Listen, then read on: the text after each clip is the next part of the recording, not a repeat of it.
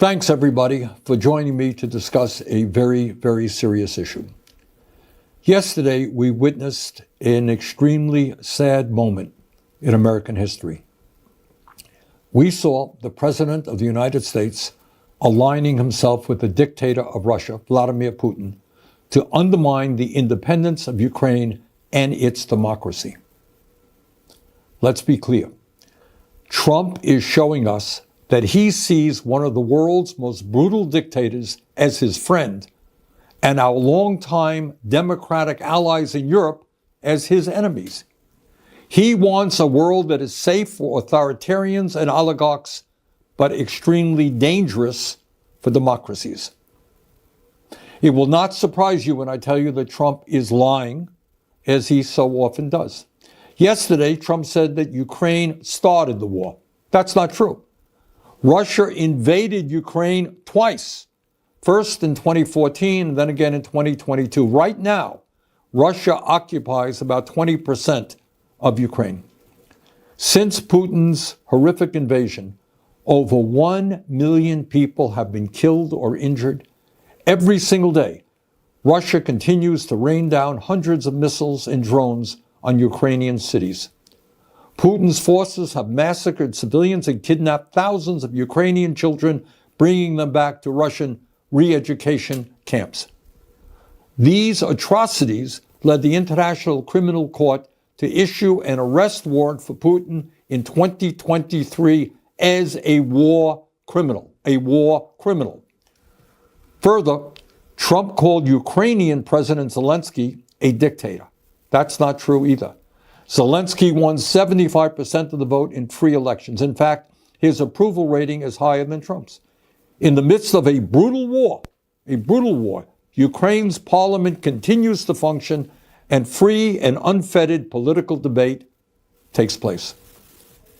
Trump claimed that our European allies have done little to support Ukraine in its fight against Putin's invasion.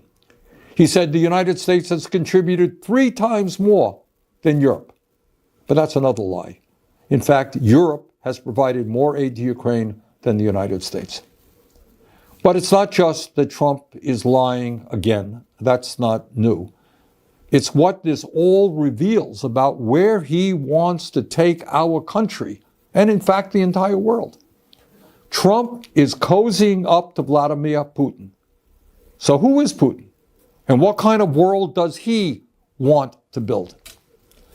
Putin is a dictator who crushed Russia's movement toward democracy after the end of the Cold War. Russia holds sham elections every 6 years where Putin wins 90% of the vote and authorities don't even try to hide their ballot stuffing. There is no freedom of speech or free media in Putin's Russia. Protests are violently suppressed. Tens of thousands of people are in prison for protesting Russia's invasion of Ukraine. Political dissidents are harassed or thrown into jail. The bravest, people like Alexei Navalny, are killed outright. Hundreds of thousands of Russians have fled Putin's brutal regime since his invasion of Ukraine. But Putin has maintained control in his country by offering Russia's oligarchs a simple deal. If you give me absolute power, I'll let you steal as much as you want from the Russian people. And that's why in a country where many are struggling economically, Russian oligarchs have stashed trillions of dollars in offshore tax accounts. That is the Russian leader that Trump admires. That is the Russian oligarchy that he supports. But that is not the perspective of the American people. We know, and we are proud of, the fact that the United States of America is the longest standing democracy in the world.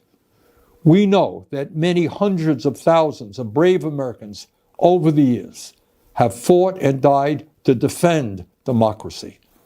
We also know that our allies in the world are those countries that believe in democracy not authoritarianism.